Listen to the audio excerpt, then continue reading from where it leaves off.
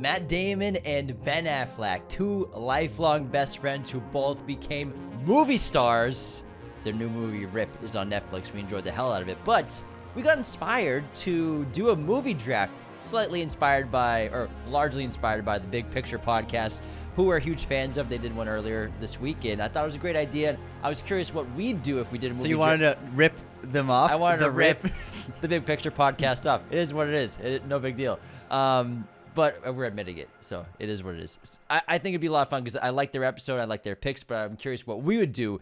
And we haven't done a movie draft in a while, and I think they're really fun and engaging, and it's a blast. You know, the Super Bowl's coming up. I'm getting in the sporty mode. I don't think we've done a draft in like 2 years. We got to get back into them because I think they're super fun and light, and they're pretty easy to film, and I think people that was James's number one condition. What? Easy to film. They are easy to film. No prep required. I love prepping for movies, but sometimes it's like a couple hours. You need an easy breezy episode. Yeah. As a podcaster, sometimes I'm going to Sundance tomorrow. Yeah. I got to pack. I got a bunch to do, so let's rock and roll. But you know, I think we're gonna lay some ground rules here. Obviously, it'll just be a bunch of rounds. Obviously, Matt Damon has a better overall filmography. There's no denying that in terms of acting roles. He's in a lot of very, very good movies. Ben's in plenty of good movies too, and he's also directed fantastic films. But I think there's obviously an overwhelming amount of higher prestige films that Matt's been in versus Ben. Yeah. He's worked with way more great directors than Ben has. No offense, I mean, he has worked with great directors, but Ben has worked with less than Matt. They're both great. Yeah. But So because of that, Okay. I think it's every round. So like we'll do a Matt Damon round, then a Ben Affleck round. Matt Damon round, then a Ben Affleck round. I like that. So that's we're not all piling on Interstellar, Saving Private Ryan, Ripley, The Departed. Good hunting. Because it wouldn't be fair. It'd be very lopsided to a Matt Damon You want to draft. make Ben feel better. When Ben listens to this episode, Exactly. you want him to feel better about it. I want Ben to know that we love him so much. Exactly. You're exactly right. So I think that's fair. And that makes it an even draft of we both have to be strategic about the Ben movies and the Matt movies. Gotcha. Because we would just go down Matt's list for 5 movies until we got to Ben, honestly. Who's going to keep track of the list? I can do that if you want, or if you want. I can do it, yeah. That'd be fantastic. You're handling the audio. You're handling whatever else you're doing. I'll handle this. Anthony doesn't know this, but maybe I should tell him the audio just does its own thing. You're keeping an eye on it. Sometimes I adjust the levels in case we're peaking here and there. You do the fake DJ twisting knobs. Yeah, I'm frying eggs behind the DJ stand. We saw a DJ playing a month ago, and I just saw him he kept just tinkering with knobs and stuff, and I was like, nothing has changed at all. I'm sure some DJs listening, but I will say I've seen DJs they pretending like they're doing shit the whole time. Oh, and man. I think that's part of that job is you're just vibing. You just you put on the music, you put it on the show that you're working, but hard. you get your vibe, and that's part of the job. So I get that. It's a unique kind of new performer these days. But who gets to pick first? Well, first of all, how about you pick what is your favorite Matt Damon movie and what is your favorite Ben Affleck movie, unless they're together in the same one. Oh yeah, Good Will Hunting or Talented Mr. Ripley for Matt. If I have to pick between the two of them, I would say Good Will Hunting's my favorite Matt movie. Well, actually, because they're both in that. I'm gonna do Talented Mr. Ripley. I'm gonna choose movies that they aren't both in. Talented Mr. Ripley's my favorite Matt movie, and my favorite Ben movie is probably Gigli. I gotta say, I would say Ben movie. I like The Town. The Town? The Town. I think it's a really good pick. Yeah. I think for me, and also I think what would be cool is on Ben's draft rounds, I think it's okay to draft a movie like Gone Baby Gone because Gone. He's not in it. Doesn't even have a cameo, but he directed it, so I think that's fair. He's acted in most of the movies he's directed, almost all of them, but I think Gone Baby Gone would be a fair pick for a Ben movie. I feel like this is if you want, I mean, okay, we'll keep Gone Baby Gone in there. All right. I think it's fair. I mean, he's not in it. I know. But Right, he still made it. All right. It's still a Ben movie. I'm aware that he made it. Yeah. All right. Okay. Yeah. Okay. So, but my number one Matt Damon movie, I mean, it's probably gonna be Interstellar. Come on, guys. Interstellar is the absolute shit. And then for Ben, I would go maybe Gone Girl. I really like Gone Girl. I think he's amazing in that movie. I think those would be my favorites for each of them. Great picks, man. All right. Great picks. Do you want to make a team name for this? I think I'm gonna make my own team name. I think it's gonna be the Talented Mr. Jimmy. The Talented Mr. Jimmy. I'll write that down. The Talented Mr. Jimmy. Mr. Jimmy. Good ant hunting. Good Anthony hunting. Good ant hunting. Good ant hunting. That's me. Good ant hunting. All right. Shall we get started? We gotta flip a coin or something to see who picks first. Yeah. What do you got? A coin or something? I don't have a coin. You got a top. The draft was your idea. You should have had something ready. Hey, listen. I didn't. I'm unprepared. I have a remote that I can flip. I Can got. you find a coin around here? Nothing? Flip your remote. I got a remote. Oh, that's perfect. Yeah, we don't need color or bottom. I will take the buttons, the colored buttons. Buttons. James will take the buttons. And the remote landed. What? It stood up. It stood up straight. It's the worst flip I've ever seen in my life. It flipped a lot. It flipped three times. It flipped three That times. was like it fucking barrel rolled for the whole time. It did not barrel. You're just mad because you lost. I did lose. And Anthony gets the first pick of the draft. So, my team name, again, is the Talented Mr. Jimmy. And Anthony is Good Ant Hunting. Good ant hunting. Good So, ant what hunting. is this round going to be? A Matt round or a Ben round? Let's open up with Matt. Why not? All right, let's do it, man. All right, pick a Matt movie and explain why. I'm going Good Will Hunting. God damn it. It's a good pick. Good but, I mean, Will Hunting. It's a good pick, but I didn't see that as a first pick. Why would Good you Will take that? Hunting's my favorite, one of my favorite movies of all time. I think it's one of the best screenplays written. Sure. The two of them, it's beautifully written, and it's so personal and it's so emotional, and it really is just beat for beat. It's one of my most rewatched movies. It's a movie that you can just turn on and you just get lost in it every time. I love the characters. Obviously, we're from Boston, so we have a little bit of a Loosely based on my life, honestly. Yeah, based Good Will on Hunting James's is. life. We obviously have a natural ingrained affection for this area and these kinds of characters. But on top of that, I think that anybody can really enjoy this film. This is, I think, one of the most loved movies of the last 30 years. Sure. It's often on people's like favorite lists, and people say how much they love it. I think this is really just a genius story. It's so well done. Gus Van Sant, Robin Williams, everything about it. The music from Danny Elfman. It's one of my favorite movies to watch over It's and a over remarkable movie. Yeah. Do you think it started a trend sort of in the late 90s, early 2000s of the super precocious character, the genius? A lot of biopics were getting made by then, like A Beautiful Mind. But I think it became a trend for sure in Hollywood, especially with younger kids. But I think this is for sure the greatest example of a genius character in a film. I can't think of anything that's ever been done better than this movie. Me either, man. That's why I picked it first. All right, my turn for my Matt Damon movie in round one is Interstellar. Come on, you're leaving that on the table, bro. Interstellar all day.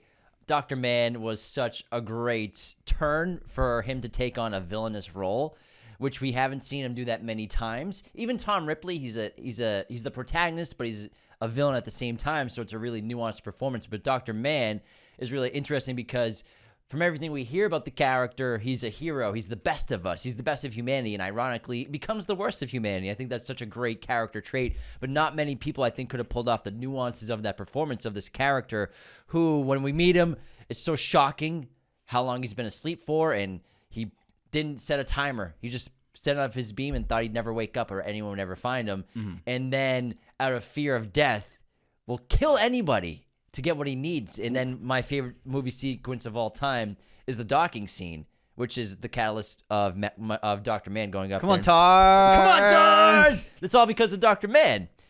So I think it's such a great character and such a memorable performance for a role where he's only really on screen for 25 minutes, something like that, but he's that powerful as a performer in it. Yeah, great pick, man. Thanks. I was expecting it. Yeah, we all were. All right, let's get into round two for Ben Affleck. What's your first Ben Affleck film, Anthony? Gone Girl. You motherfucker. Gone Girl. Did you just get that just because I wanted it? No, it's a great movie. Copy, yeah, it is. It is really good. Gone Girl, I think, is one of Fincher's best. And, I mean, it's just like any other Fincher movie. He started the trend of that mystery thriller, big twists. It's perfectly directed, really well acted. And Ben did an excellent job. Rosamund Pike's outstanding in the film.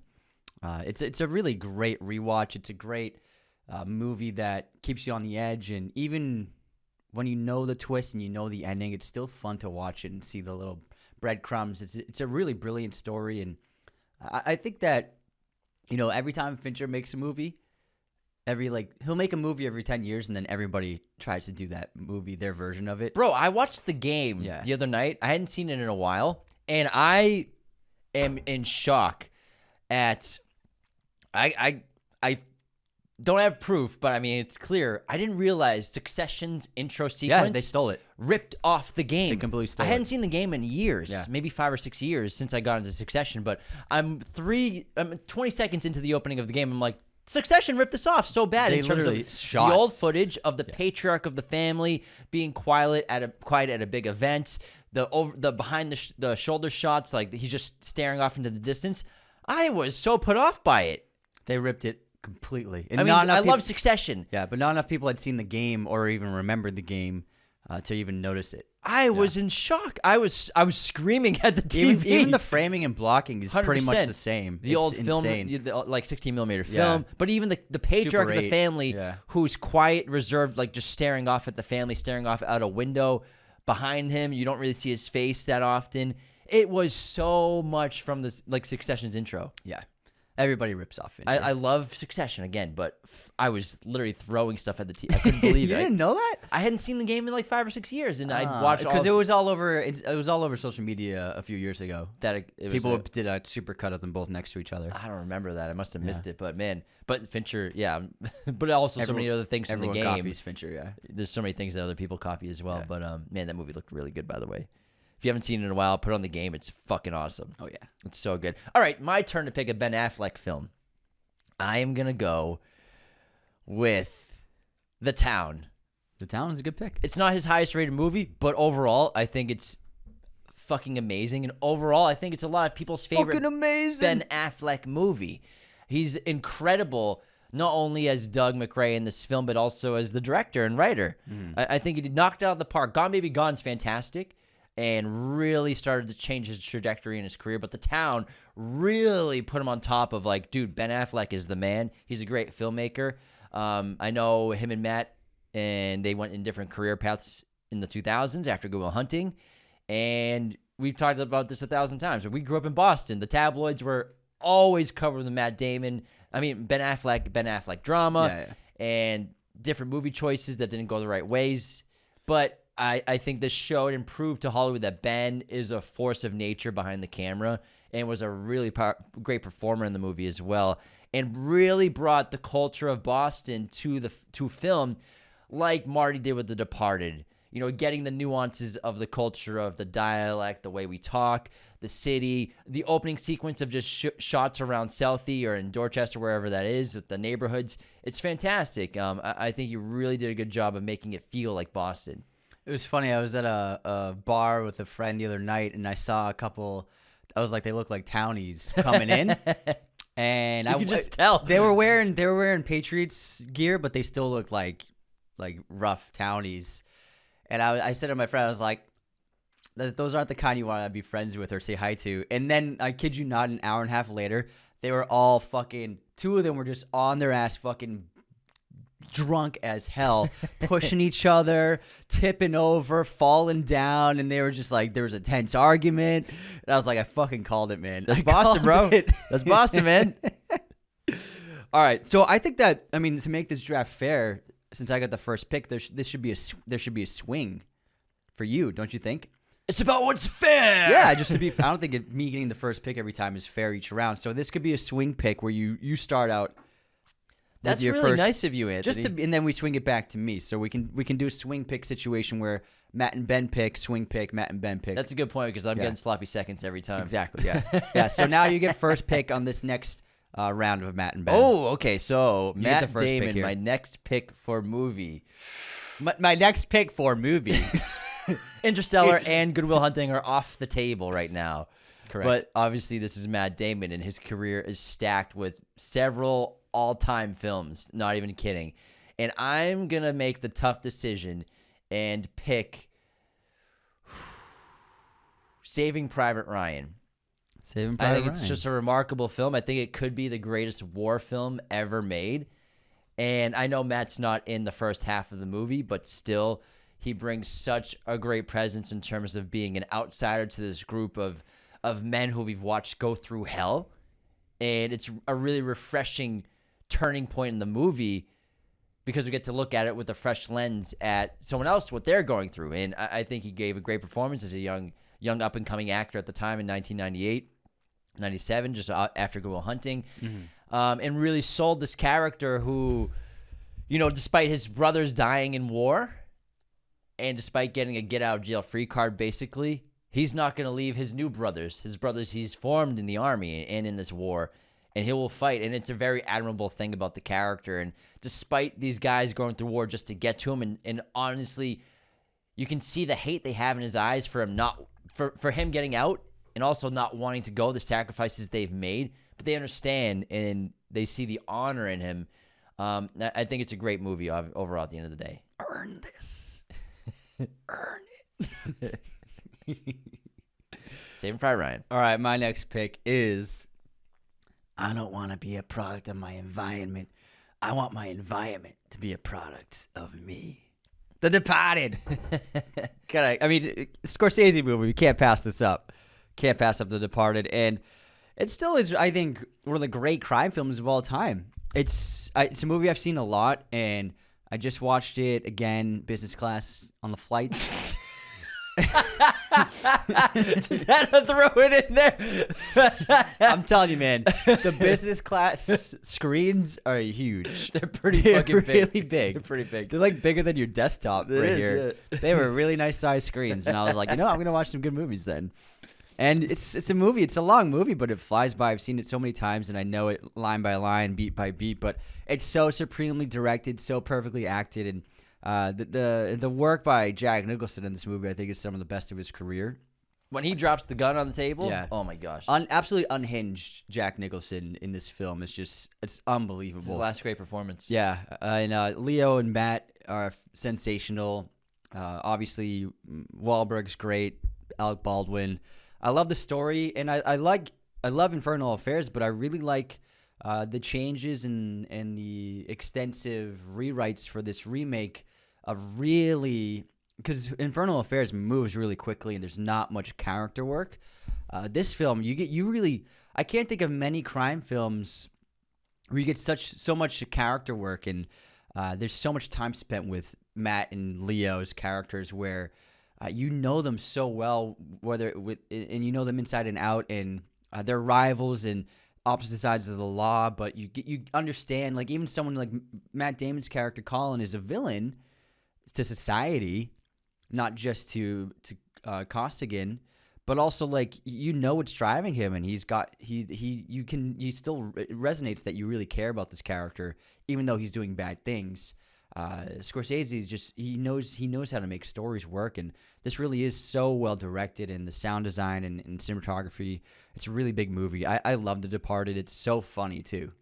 Let's take a quick minute from the draft to talk about the sponsor of today's episode, our great friends at movieposters.com. Use our code Raiders10 at checkout today to get 10% off your order. Check out this amazing Revenge of the Sith poster over my shoulder. It's so freaking cool. It was the 20-year anniversary, or was it 25-year anniversary this past year? 20-year anniversary. 20-year. And, man, I love it. Movieposters.com sent us this poster as well as the light box that it's in to give us a really true movie theater experience with our posters on our wall. You can get this light box, get the poster at movieposters.com. Use our code Raiders10 today at checkout for 10% off. And our affiliate link, which is in the episode description, will let the website know that you got there because of us, and that gets us a commission on the purchase. Movieposters.com, affiliate link, Raiders 10 at checkout. It's a win-win for everybody. What I always liked about the character work in The Departed in the first act is, in terms of our two leads with Billy Costigan and Colin Sullivan, where I think any other screenwriter and other filmmakers would have spent more time on when they were in their youth and then how they got to be either a cop or a rat. Versus we just get little stories here and there, but it's a quick montage of Matt Damon, Colin Sullivan as a kid with Frank Costello in the garage. It's like a 15-minute montage, and it's amazing. But it's like two scenes. And then him in the grocery store. It's a couple scenes of him as a kid. And then Billy, it's just him really just trying to be a cop. and he fails and he doesn't get it, but then they offer him the undercover job. So it's just really quick sequences that they sell you so well on he's going to be an undercover cop, he's an undercover rat, that it doesn't, you don't have to spend too much time, because if you execute it well with the story, with the directing and the character work, you don't need a half hour to show their origins of becoming a cop or becoming a rat. It's all there, and it's just done so well. And I think that Scorsese just knows how to make movies better than anybody. And it's a movie that the more times you watch it, you see little things here and there. And like when there's a moment that I don't think I've realized, or if I noticed before, but after Colin and Vera, you know, she's been staying over here and there, and he obviously couldn't perform the night before. She's holding a banana as they're having the uncomfortable conversation, and she's like peeling the bananas. Just like things like that. There are little touches and flourishes in action and blocking that, like, it's so specific and it flies over your radar maybe the first few watches, but it's so dense with imagery. It's great. All right, time for my Ben Affleck pick. Good Will Hunting, Gone Girl, and The Town are gone. And I'm going to jump in and go Daredevil's on the table. Oh, man, I didn't even realize that. I forgot about Daredevil. I'm going to take the Best Picture winner, Argo, Fuck Yourself. Wrote, directed, and directed, stars as Tony Mendez in this one true story. This crazy story of his undercover situation of getting these people out of this country. And I thought it was just such a fascinating story, and it's so well directed. The pacing, the momentum, the suspense built. I think it was just a masterclass in filmmaking, and it's really funny. It's punchy. Ben's great as the lead, as Tony in this movie, as a secret agent. Secret agent, man. Secret. But overall, you know, I think it's fantastic, and it was a freaking monsoon when it took over award season that year. It came out back in, what was it, 2012. It's such a long time ago, but simpler times. It really just took away everything. It was a huge hit, and I really love the film, so I'm gonna take it. Great pick. Thanks. Alan Arkin, John Goodman. Alan Arkin's great so cast. good, man. My next pick actually is a pretty easy one, I gotta say. I gotta go with Richard Linklater's Dazed and Confused, which is, you could argue, the ultimate teen comedy movie, the ultimate stoner movie and hangout movie, all the way back in 1993. Still, it's absolutely one of the best films from the 90s, too. It's a perfect film. It's definitely one of our most watched movies growing up. And, for sure. Yeah, and it was on TV all the time. Yeah, it was. It's such a vibe. And you watch this with friends while you're definitely not doing anything you shouldn't be doing, like smoking Mary Jane or anything. Smoking Mary Jane. Sound like you're from 1984. I love the film. I love the characters.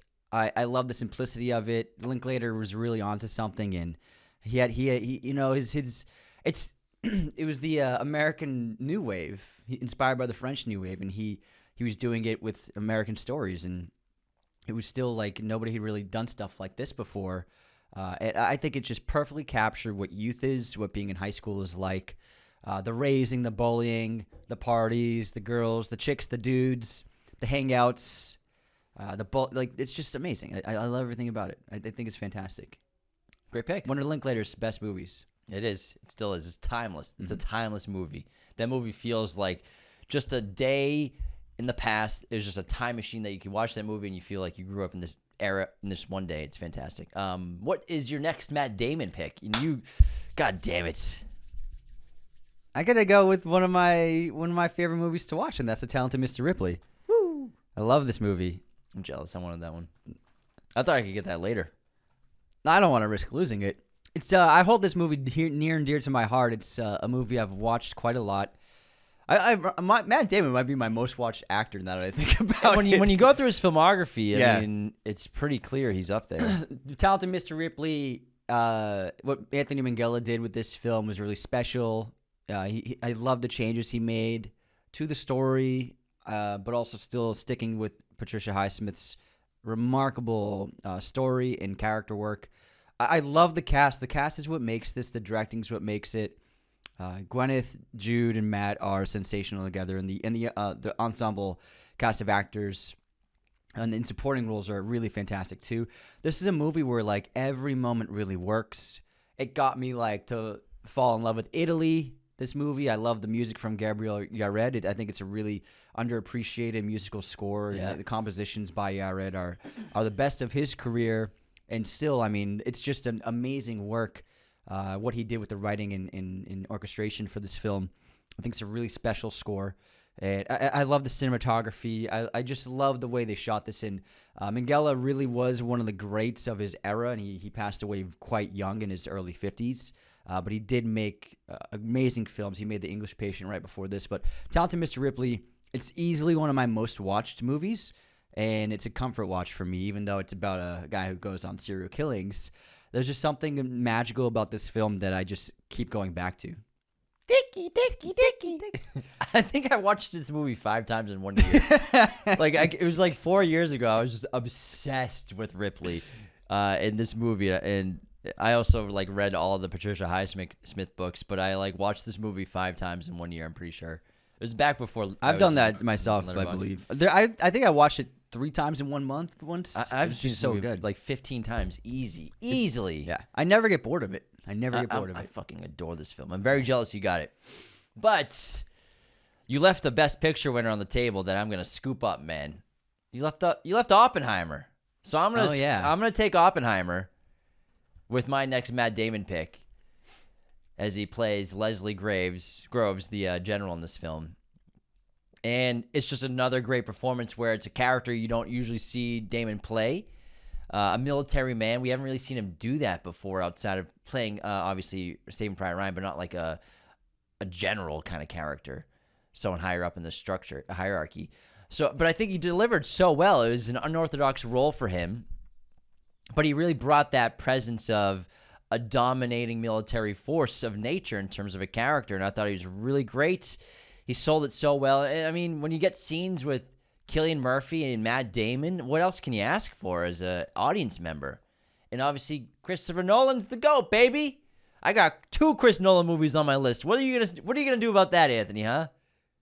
I got Martin Scorsese and Linklater and Fincher. And, fantastic. I got 2 Minghella. Nolans. Congratulations. Nolans. Count them. 1, 2 Nolan. Read them and weep. Baby. My turn for a Ben Affleck film. It's not as deep as Matt's. No, that's why I said we got to go back and forth. I think I got to go with Ridley Scott on this with The Last Duel. Good pick. One of the underappreciated films of this decade so far. The Last Duel is a sensational piece of work. It came out at a bad time. It wasn't marketed really well, but those who have seen it, I think, saw the brilliance of it. It's a great story, great screenplay. Everybody knocks it out of the park in terms of acting, and Ben, in particular, was absolute scene stealer in this movie. And I was so surprised because the marketing showed this movie was going to be grim and dark and gritty, and I was like, okay, yeah, that's what I'm all for that. And then Ben, every time he's on screen, he's just cracking great jokes, and he's so charismatic and silly and over the top, and people were making fun of his hair in his little chin soul patch he had in this movie. It was pretty big. Yeah, big soul patch. Yeah, yeah. His goatee. Yeah, goatee. whatever. Yeah, it wasn't a goatee, but whatever. It was the whole chin. Yeah, it was a soul patch. The chin hair. Everybody was making fun of his facial hair and look, the blonde hair. But then when you watch it on screen in scenes, you're like, oh, that's what the guy looks like. That makes total sense. It's just a character. Yeah, and I really loved his performance. He really added all the humor and levity and lightness to the film that it needed, and it offset the very intense dramatic events that were taking place in a really great way. I think The Last Duel was absolutely fantastic. One of, if not the best film of that year of 2023? 2021. Yeah, it came out at a bad time. Adam Driver's great. Jodie Comer's great. Matt's awesome. Everything about the film, it's beautifully made. So beautifully shot. And the action hits. I think it was a really cool movie. I thought it was really, really well done. The Last Duel is still a head-scratcher for me. You know, when that movie came out and we saw it, I was blown away. But of course, it's Ridley Scott. But that movie is fantastic. Yeah. It is really well made. But it's a head-scratcher for me because It got no recognition really at all for awards. I mean, how Jodie Comer didn't get a nomination for everything is beyond me. She's so good. Or maybe she got a couple nominations, but she's stellar. Nothing major. I thought she was the best performance of the entire year in 2021.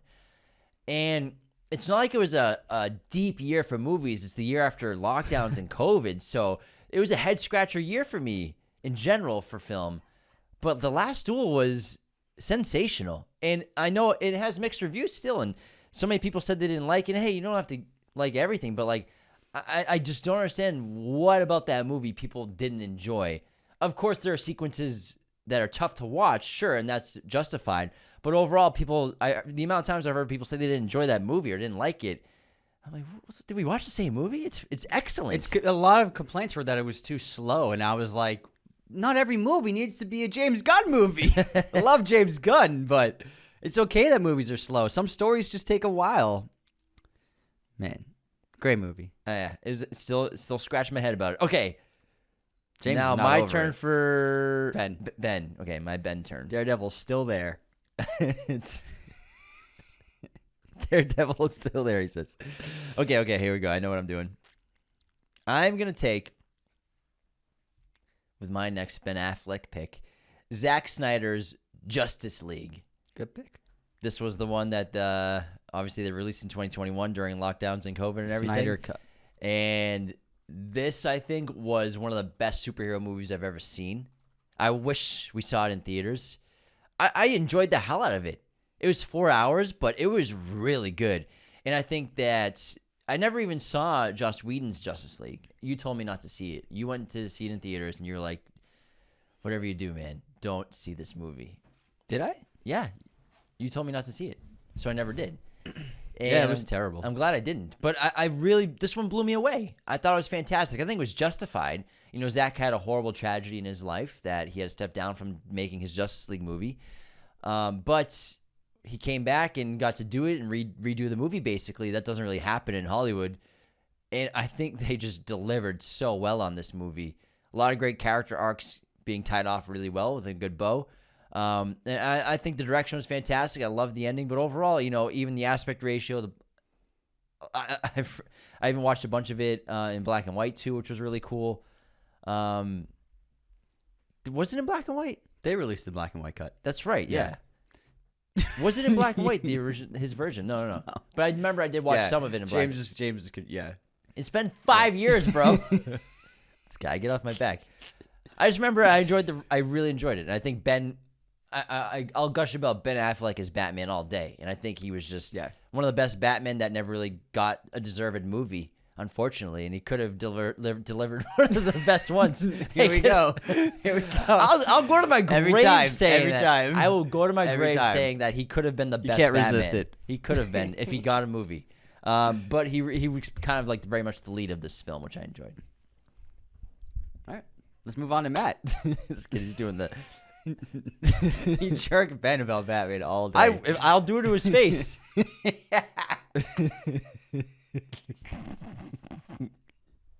right, you get first pick this I time. get first pick on Matt movie. Yeah. I'm going to go with Ridley Scott movie here. I'm going to go with The Martian. Nice. I adore this movie. I think it's one of the best book adaptations I've ever seen in my life. And it might be Ridley's best movie this century after Gladiator. It's tough. He's made some really all-timers. I mean, Black Hawk Down's fantastic as well. But I think The Martian is superb. It's so well shot. And Matt is perfect as basically your lead of your movie that you're with just him for 75% of it. Mm-hmm. And if you've ever read the book The Martian by Andy Weir, you'll love it. And I think Ridley and Matt really captured the persona and the character of Mark Watney so well in terms of the ingenuity, the charisma and humor and charm, the practical nature of being able to figure things out, the hopefulness, never giving up. It's an inspiring film and it's an inspiring character, as well as the science stuff is really excellent and well done, and he nailed the science so well. But I think overall Ridley did a terrific job with this movie, and it's a ton of fun.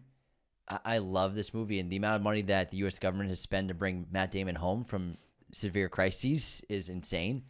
But this wasn't what was and now the Athenians as well.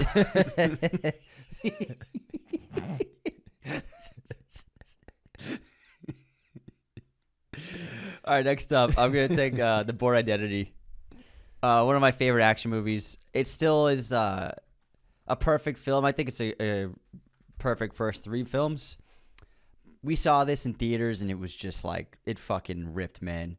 We had never seen anything like it before. We grew up with the Pierce Brosnan and Bonds, and so seeing espionage in a serious way, and seeing Matt doing it, I just remember just falling in love with this character and this world, and just the Bourne trilogy, the Supremacy and Ultimatum and Identity were some of my favorite movies growing up. We watched them who knows how many fucking times. Oh, I've seen Bourne Identity maybe 20 times. And Lyman just this production was apparently hellish for everybody, but it worked. Something about this was just lightning in a bottle. And this changed action movies.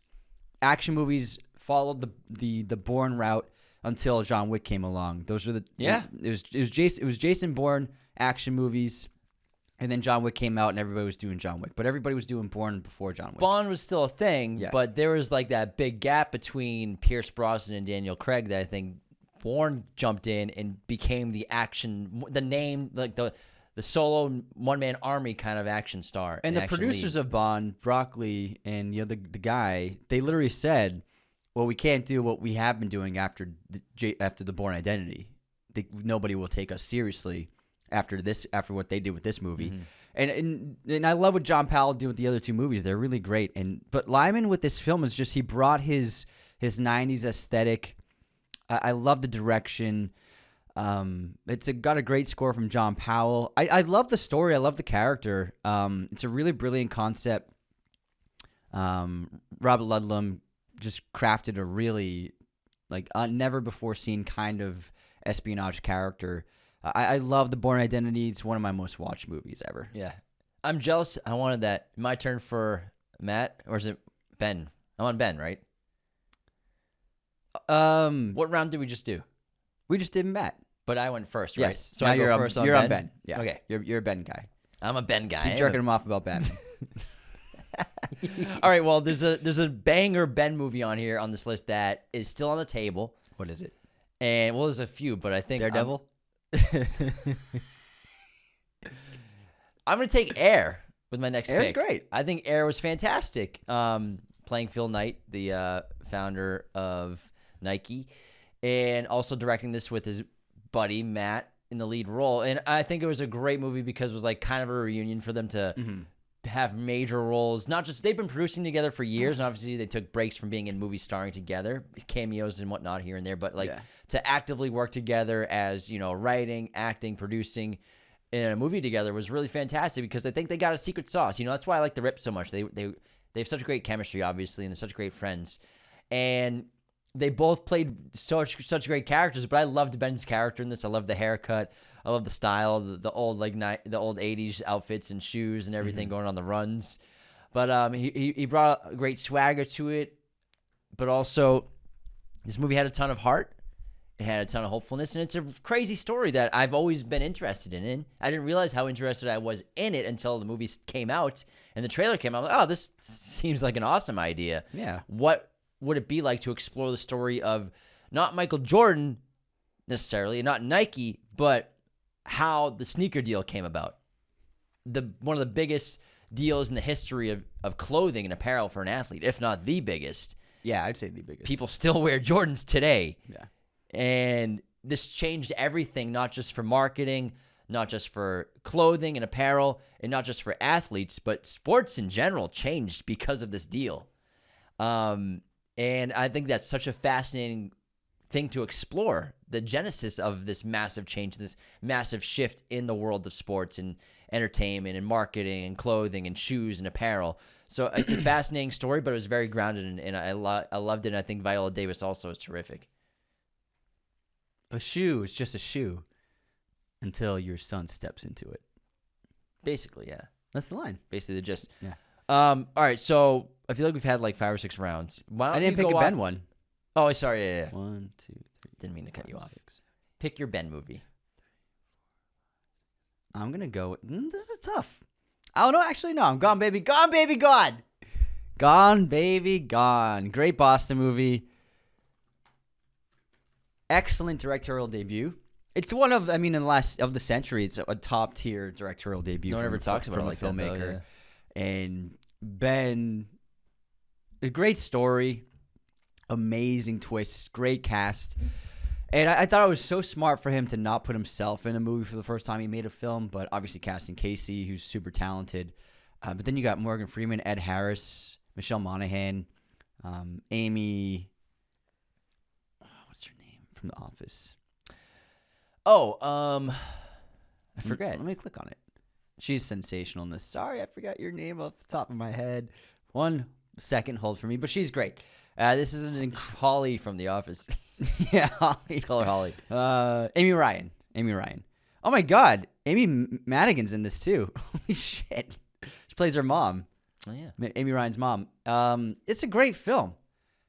An excellent job of depicting sides of Boston that maybe audiences in Hollywood hasn't really seen before, and really making the city feel like a part of the character. Great investigation film. I love everything about it. A lot of great local actors in this movie doing an excellent job with veteran performers. I think this is a perfect investigation film. What I like about it is it sort of reinvented the private eye film and story. Obviously, it's based off a book, where the PI that we always are familiar with is like a guy in a car with a suit, and he's got a little six-shooter, and yeah, I'm just a PI. He's smoking cigarettes, following somebody. You know, the Chinatown, Jack Nicholson. We've seen that a million times. Yeah, that's exactly what Jack says in that. We've seen it a million times. Even Lethal Weapon. Yeah. You know what I mean? Yeah. But this is different. We have 2 investigators that are a couple. They're from the area, or at least Casey's character is very much from the area. Mm-hmm. Just seems like a normal guy, but the way he kind of gives back to his community is private investigating. It's really interesting. And so I thought it was a new style of PI in film I'd never seen before at this level. I thought it was a really cool way to do it. Subverted my expectations of a PI movie. Oh, for sure. All right, so we're 7 rounds in. What are the teams right now? Let's hear. So 4 rounds in. So 8 picks each so far. The talented Mr. Jimmy. Their selections are Interstellar, The Town, Saving Private Ryan, Argo, Oppenheimer, Snyder Cut's Justice League, The Martian, and Air. You might as well give me the trophy right now. Hold on, dude. Might as well. Good Ant Hunting. Team is Good Will Hunting, Gone Girl, The Departed, Dazed and Confused, The Talented Mr. Ripley, The Last Duel, The Bourne Identity, and Gone Baby Gone. Gone Baby Gone. Pretty good teams. Pretty good. So I think at the end of the episode, what we always do is for the drafts, you comment who you think won. We can do a poll as well. Yeah, do a poll. Comment who you think won in the comments on YouTube, Spotify. Send us a DM, Instagram. Yeah. But yeah, we'll put up a poll on Spotify too, which would be fun to see. Yeah. But a pretty good team so far. I still think I have the chip right now. Wait until my next pick, man. I think I have the trophies lined in. Wait you might as well, just like save a spot for me at the top of the podium.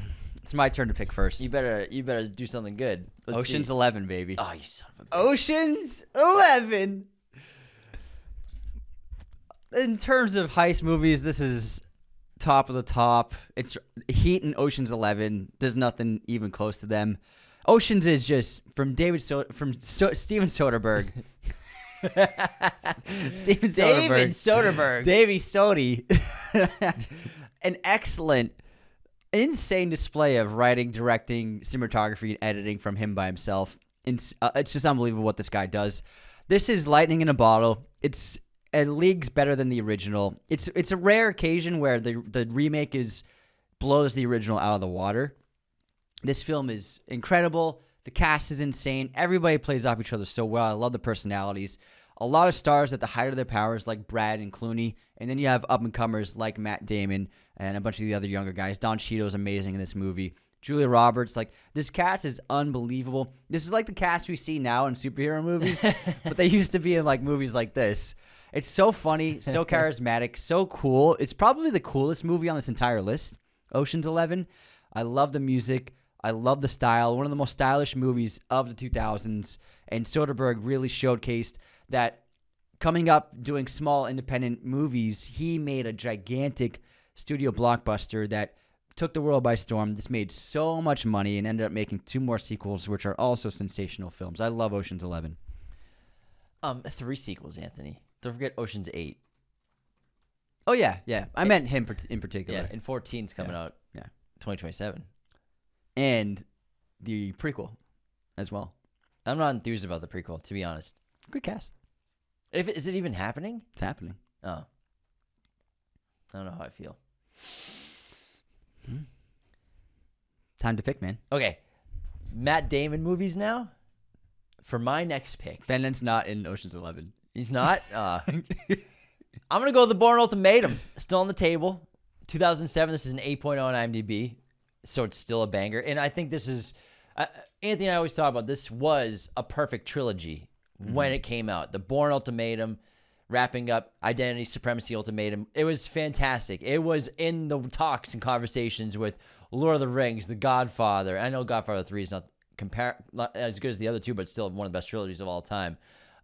So many all-timers for me. This entered the ranks of best trilogies, and then they had to make fucking Jason Bourne, which I think was a huge mistake and a huge letdown.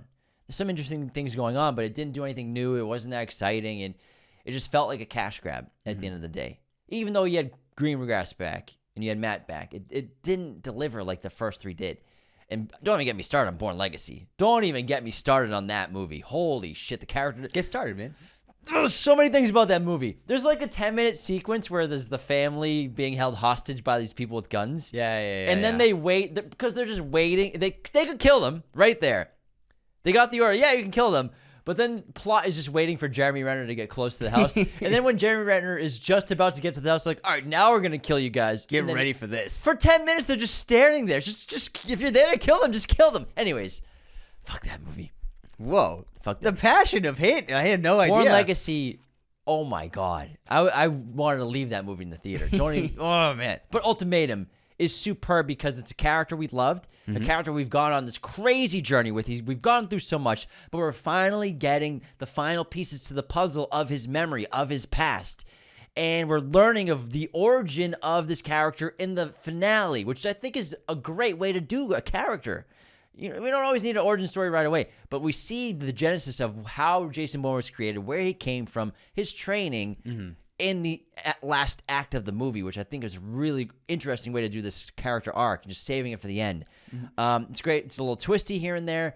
Great performances all around. They just wrapped this with a fucking bow, man. It was just a terrific finale. You could argue the Bourne movies are one of the rare trilogies where each movie got better and better and better each time. It's almost impossible to do that. But man, it's such a well-made film, and I love it. And the Waterloo sequence, oh my gosh. Tangiers. Oh my gosh, what a 10-minute scene. With Patty Considine, the journalist. Woo. What a scene. Woo. Woo. You like Daniel Craig on a motorbike in Skyfall. They did it first in Ultimatum. After this, everybody started riding motorcycles. Everyone's in action scenes. Literally.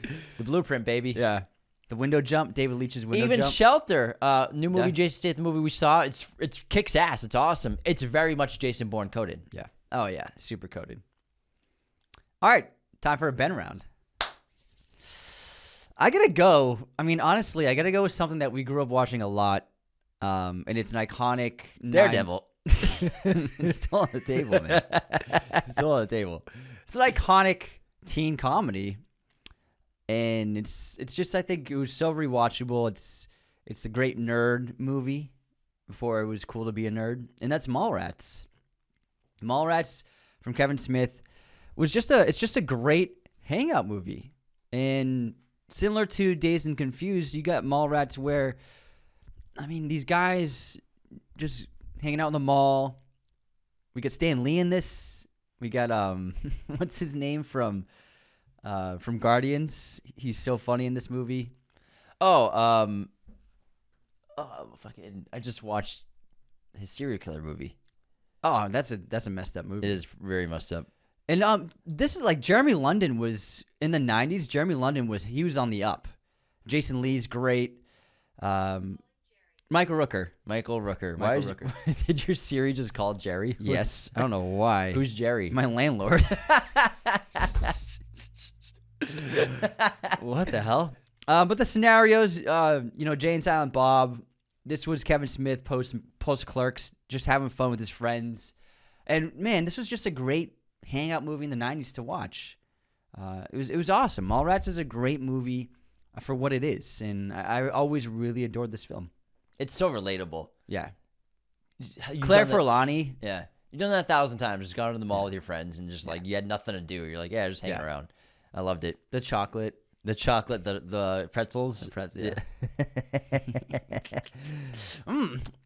Licking the fingers. Yeah. All right. I'm on the throne, and I get my first Matt Damon Jesus, pick relax. here. What?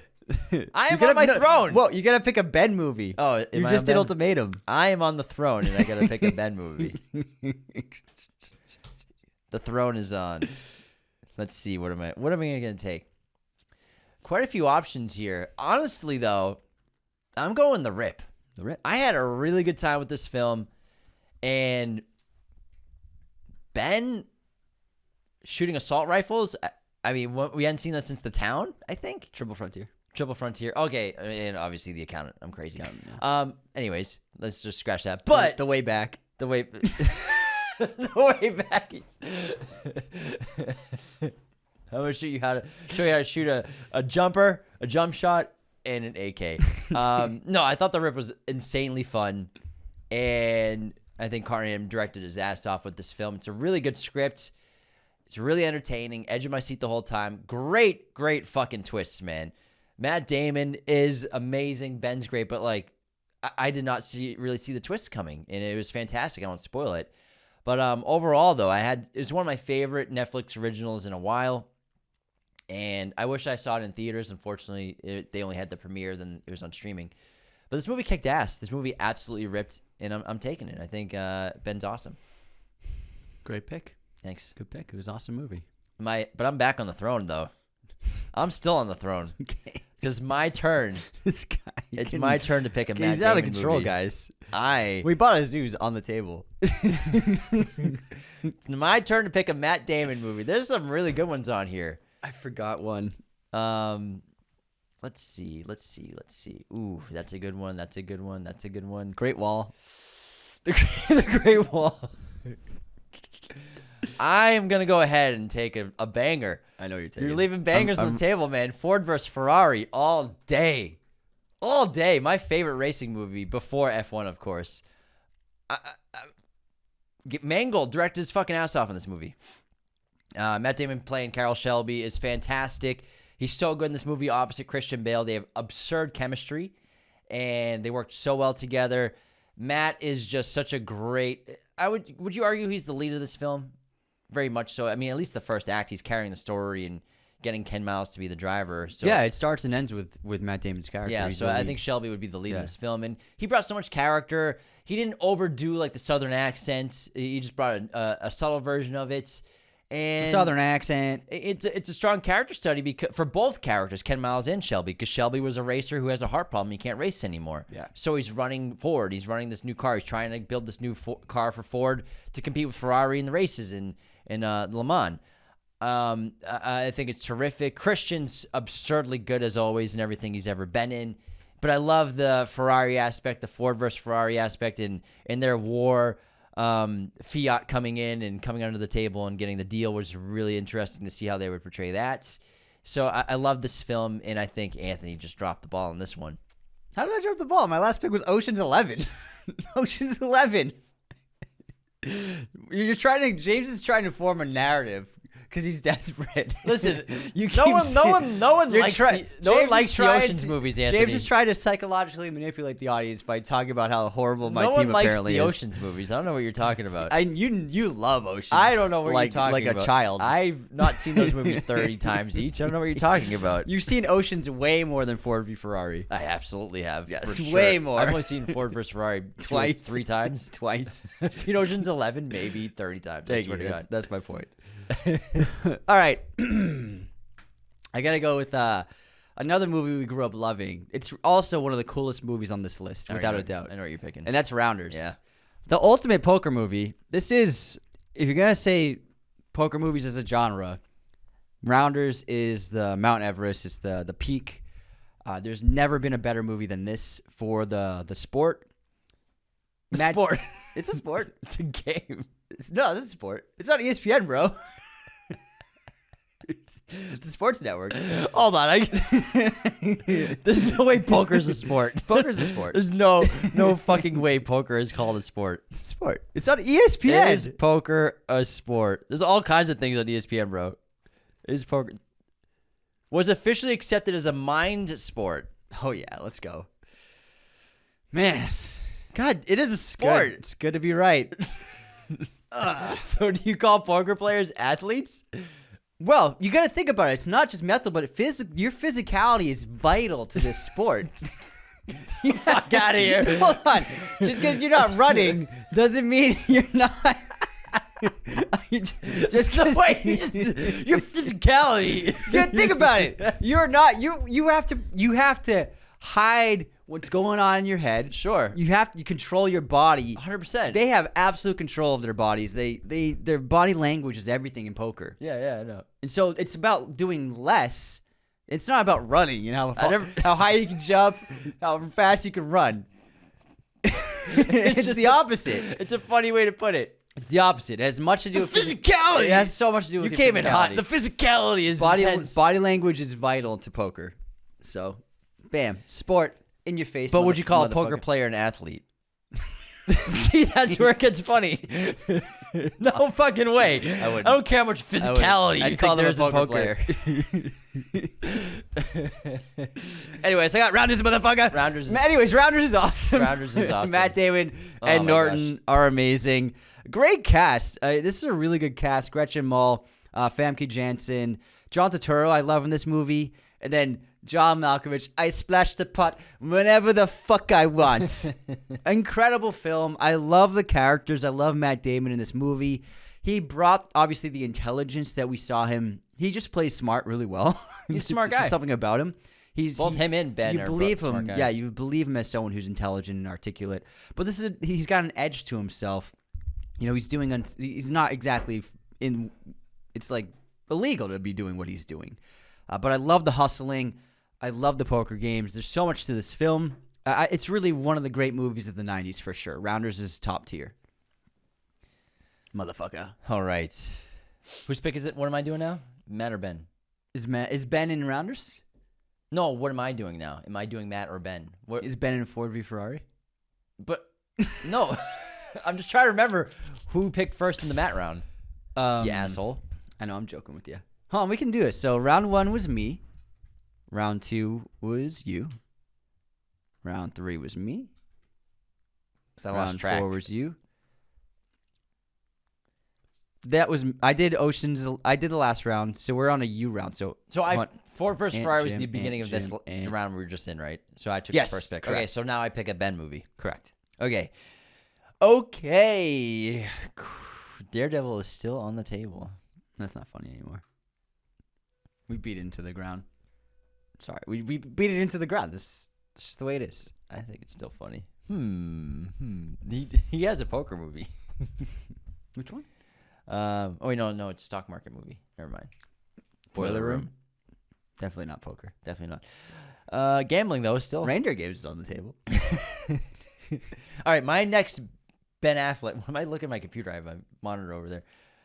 My next Ben Affleck pick. I am gonna go ahead. He's not got much bangers left. Hey, you take that back. I will select The Accountant. The Accountant. I think he's really good as Christian Wolf in this film. I like this a lot more than the second one. Honestly, I was a little let down by the second one because I think the first one's really good. And the cat at the end was cute. The cat was cute. But the movie was too cute. Yeah. It got too silly. Also, this 40 minutes with the other. It was 25 minutes until you saw Ben.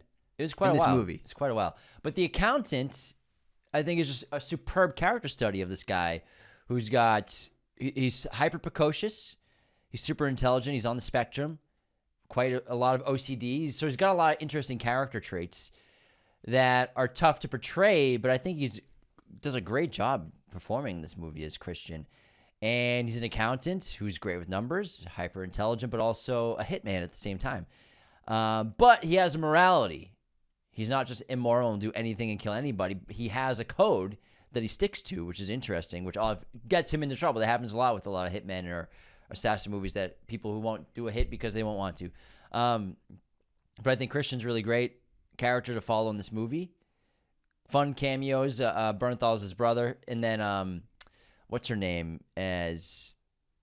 who's the girl in this movie? Anna Kendrick, I think, is really good in this movie, too. And she's really funny. She brings a really dry humor that he doesn't get as a character, but the audience gets. And I think she's a great co-lead alongside with him.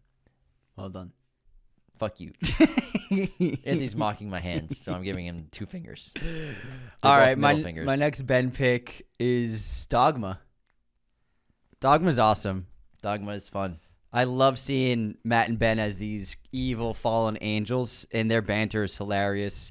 This is a really good ensemble cast. I love the story. Kevin Smith went really big with this, and he took a big swing. And I remember our brothers really liked this movie. We will watch it with them. I have good memories about watching this movie. It's a solid film. I think they did a really good job with it. It's bloody. It's funny. It asks big questions. It's a very 90s movie, like the cast, and then it's great. I think this is awesome. Jay and Silent Bob work really well on this. You got Alan Rickman is in this. Chris Rock, Alanis Morissette, Salma Hayek. This cast was just like incredibly stacked with cameos. I really loved Dogma. I haven't seen it in a long time. I'm gonna give it a watch soon. I kind of want. I'm inspired to watch it. Me too. Yeah. How many rounds have we done? 1, 2, 3, 4, 5, 6 rounds. I feel like we've done way more than 6 rounds. 6 rounds. That's all. How many picks do we only have 6 picks each? 12 picks each. Oh, 6 rounds of. Okay, sorry. Yeah, so we have 12 picks 12. each. I think a 12-person team is pretty good. How about we do one more round? Sure. Lucky number 13. All right. And we'll call it a day, and we'll see how our teams look then. So who's got the first pick in this round? You? Moi. Go ahead. I just picked, so I get the swing. Matt Damon pick first. What do we got? I'm going True Grit. Good film. True Grit, really incredible Western. Coen brothers knocked it out of the park. I mean, Deakins, amazing cast. Jeff Bridges, Matt Damon, Josh Brolin, Haley Steinfeld. And one of the most impressive young actress screen debuts in recent memories is her performance in this. She's really fantastic. Holding her own against these huge veteran actors. I love this movie. It's really beautiful. It's the cinematography of this movie is really some of Deakins' most celebrated. I think it's just great shots. Like, I love the shot. It's like just before the light of dusk is gone, this blue light, and then Damon's just lighting that cigar, and only the match flame is lighting his face and glowing his face with this really nice red warm bloom. There's a lot of great natural lighting in this film. And Deakins, I think, is also a master of emulating natural lighting with artificial lights in a way that nobody else has been able to. Everybody tries to duplicate, but it's a great film. It's a really good adaptation. I love it. Great pick. Thank you. Good final pick for Matt. I have a confession to make. Yes. I duped you all. I'm actually a really big fan of the Ocean's movies. I know earlier I said no one likes them. But hey, guys, cat's out of the bag. I really Believe it or not, I really like the Ocean's movies a lot. Okay. And I would have been pretty upset if I didn't end this draft at least with one of the Ocean's movies. Unfortunately, I get to pick my favorite Ocean's movie. now it's his favorite. Because it is. I love the Ocean's movies so much. Ocean's 12. I love Ocean's 12 so much. I love the music. I think everything about it's a little better than the first one. The first one's great, but I think this one ups it up even more. We get a new up it up, man. They up it up. We got a new addition to the team. This is what you pay for. We up it up. I love the twists. I love the action sequences. I like the humor. There's even more. The setting in Europe is fantastic as well. We're all over a few different countries. And Julia Roberts coming in as one of the characters. It's part of the team at the end is a lot of fun. Pretending to be Julia Roberts. I think that's really, really campy and a blast. I love Ocean's 12 so much. Despite the fact that I said that I didn't earlier. I lied. We know, man. We know. All right, it's final pick. Gotta do my Ben Affleck pick, and I'm gonna have a little fun with this one. I'm getting Armageddon, baby. Oh, don't want to close I was my gonna do that, eyes. man. Don't wanna fall asleep 'cause I miss you, baby, and I don't wanna miss a thing, even when I close my eyes. This is a fun movie. Things we'll never do. This is a really fun, gigantic blockbuster, escapist, really, really funny, thrilling, amazing special effects and visual effects and gigantic sets, and Bruce Willis leading this cast of just absolutely stacked actors. I love the ensemble. The oil riggers it's just such a great cast of characters, and it's fun performances, and you got like Michael Clark Duncan, Billy Bob Thornton, Buscemi's great in this. He's so funny. And Peter Stormare, William Fichtner, Owen Wilson. He's like the cowboy hat and everything. Remember, obviously Liv Tyler and Ben Affleck were like the on-screen couple of that year with the graham cracker, the animal crackers. Oh man, this is a fun time. A really good movie. It's just like shut your brain off, have fun with some thrills, and I always really like this movie. I think it always got so much hate, but it's a fun. It's just a good time. Just a good time. I kind of want to have a good time with my final pick too. Which one do I go with though? You know what? Fuck it. I'm going Daredevil, baby. Daredevil. One that Who's on the table? Daredevil's still on the table, and I'm taking it. Hey, man, I liked this movie a lot when I was 11 years old. It was a fucking blast. Paramore. Why does it turn into my eyes? I forgot. When broken. Wake me up inside. Wake me up. Wake me up. Oh, Paramore and Linkin Park. That's right. It was a good time, man, when we were young. Elektra, Jennifer Garner. What a babe in this movie. Too bad her spinoff wasn't good. Yeah, Colin Farrell as Bullseye was a good time. He was just fucking having a blast. Just crazy. insane. This movie's silly, but hey, I remember enjoying it a lot when I was young, and we thought it was taking it. We thought it was cool as shit. Yeah, it was cool as shit. We didn't have anything to really scale it with, man. There weren't that many superhero movies out there. Plus, I think we were like 12. If that, Daredevil, 11 or 12, 2002, something like that. Yeah, probably. Ben Affleck, 2003. We saw that, and then Batman Begins came out 2 years later. We're like, oh shit. Oh, that's how you do it. Oh, okay. Whoa. Oh, okay. Different kind of movie there. Yeah. But no, hey, I enjoyed it. It was fun. I think it's a fun pack. It was a good time. Pick. I remember, I really enjoyed. I remember watching this in theaters clearly. Like it's clearly almost as clear as Daredevil with his sonic vision. When it rains, it's like I can see again. It's cool. Yeah. Okay. Let's do the. Can you go ahead and name off the teams now that we're done with the draft. So the talented Mr. Jimmy has Interstellar, The Town, Saving Private Ryan, Argo, Oppenheimer, Zack Snyder's Justice League, The Martian, Air, The Bourne Ultimatum, The Rip, Ford v Ferrari, The Accountant, Ocean's 12, and Daredevil. Yeah. So where do I pick up my championship trophy? Nowhere, because you're not getting it. Because my team, Good Ant Hunting, is funny every time. Good Will Hunting, Gone Girl, The Departed, Dazed and Confused, Talented Mr. Ripley, The Last Duel, Bourne Identity, Gone Baby Gone, Ocean's 11, Mallrats, Rounders, Dogma, True Grit, Armageddon. I said Armageddon. You're Armageddon second place, bro. Armageddon. I'm gonna get her done. Get her done. Oh man, what a fucking time that was. I gotta say, I'm pretty happy I got True Grit and Dogma that late. Yeah, Rounders. I'm glad I got Rounders. I got Ford vs Ferrari pretty late. I got some really good movies. I gotta say. All right, let's do a voting though. If you're listening on Spotify, you can vote. Get her done. I'm gonna get her done and vote on the poll. James's team or Anthony's team. Or just leave a comment on YouTube or leave a comment on Spotify who you think had the better team. Also, maybe throw in who you would pick for your top Ben Affleck or top Matt Damon movies in the comments as well. So let us know who's going to win this draft because winners should buy lunch or something. Sure. Yeah. That's fair. Cool. Fair. All right. I'm looking forward to getting a cheeseburger on Anthony. A cheeseburger. Cheeseburger. I wonder. We're gonna go to the Jewish deli for me. You're gonna get me a nice Reuben. A nice Reuben pastrami or some latkes. Yeah. All right. Thanks everyone for tuning in to Raiders of the Lost podcast and the special movie draft episode. Be sure to do the things that help our show most. Patreon.com/Raiders of the Lost podcast. You can sign up there to get access to free bonus episodes, access to ad-free versions of every single episode, bonus content, access to our Discord. It's all happening there on patreon.com/Raiders of the Lost Podcast. Sign up today for whatever tier membership is best for you. Leaving those 5-star ratings and reviews on Spotify and Apple are so helpful as well. We love to read the written reviews out on the podcast as well from Apple Podcasts. Follow us on Instagram, comment, like, subscribe, share. All those things you do on social media really help our show so much. It's how we get these cool invites. We got to go to London for shelter because you guys interact with us on social media. You leave comments, you leave likes, you share us in your stories. So keep doing that stuff. It helps our show grow. It's why we're at where we're at. So thank you so much. In the meantime, take care. See you next time. This episode was executive produced by our chosen one patrons, Nicholas Martin and Jacob Kossler. Raiders of the Lost Podcast is a Mirror Image production.